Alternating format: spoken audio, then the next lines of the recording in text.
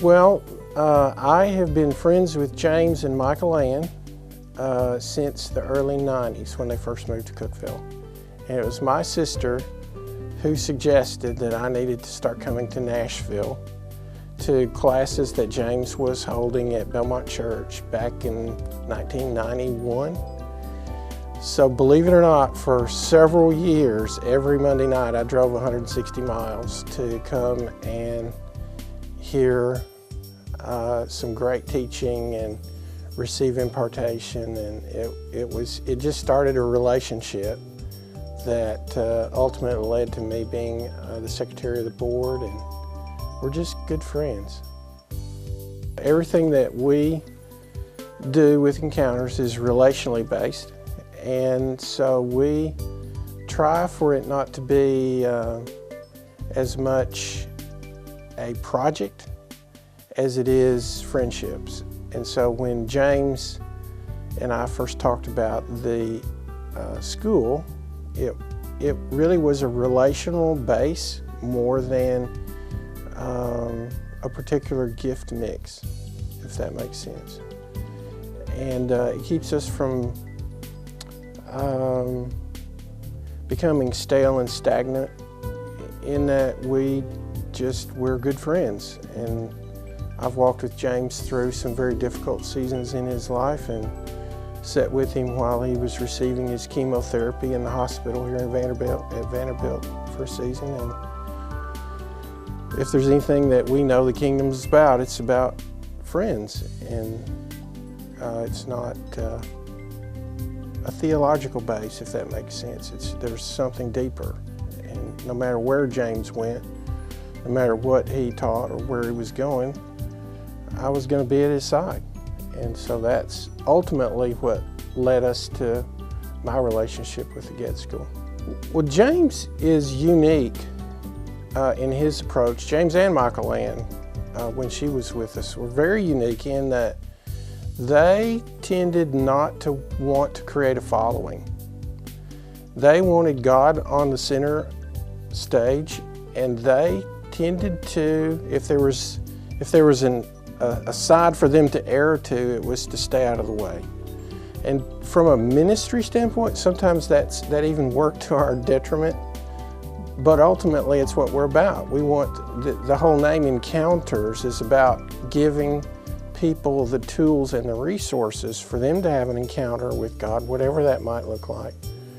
And so that's what's kept me involved in the ministry over the years, is just that lack of trying to promote a person in lieu of helping people have an encounter with God. The Get School itself was created by using online tools, which are, something that everybody uses, and it's easier for people who are from other countries to be involved. But we kept it relational. Having helped design the website and the way that the students interact with the material, we wanted them not to recite data, but tell us what's your challenge in your life in applying a particular course, and what two tangible ways are you going to use the material. And so when they submit a report online, I receive it, I interact with the students, I suggest if they missed something somewhere that they go back and reread or resubmit. And so there's a dialogue that takes place between me as dean and each student. So we wanted to be an online school, but we didn't want it to be a digital experience. We wanted there to be some real live, warm hearts that were beating behind what we're doing. I don't know that I could give you a body count, but I can tell you that the people who are part of our school are growing in their understanding. In other words, it's not as evangelistic as it is discipleship based. I don't know that there's any student that's come to our program that hasn't already heard the gospel, but there's a lot of people that are hungry and wanting to know, okay, I'm saved, now what do we do? And that's really been the focus thus far in what we've been doing and who's been attracted to the program. There's always an evangelistic component in everything James writes, so you can't really miss the reality of a relationship with Christ in reading any of the class material.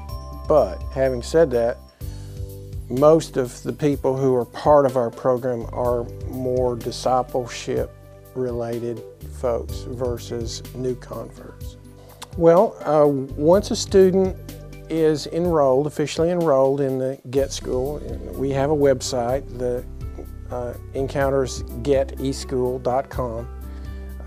They become an enrolled student, and once they're an enrolled student, our software creates a transcript and history of who they are and where they're from, and then that opens the door for them to purchase a class at their choosing.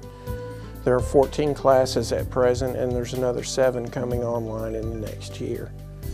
And there's a wide variety of topics that a student might be interested in. If they choose to graduate from the program, they have to process through 3 of the chambers that are within the school.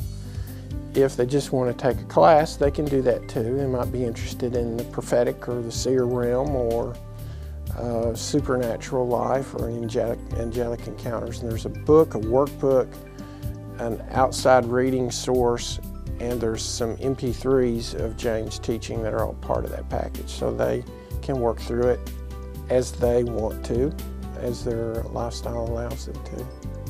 Well, there are a lot of different ways to be involved in the ministry. The primary means of support that we have is by people buying classes and joining the school.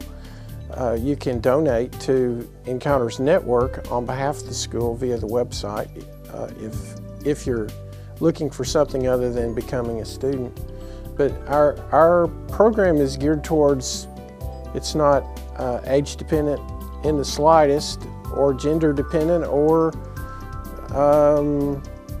gift mix dependent. It's open to everyone. And so you could be 14 or you could be 65, it really doesn't matter. And as long as you're hungry for God and you want to know about God and how God can, you can better interact with the presence of the Father and be empowered by the Holy Spirit. I love it.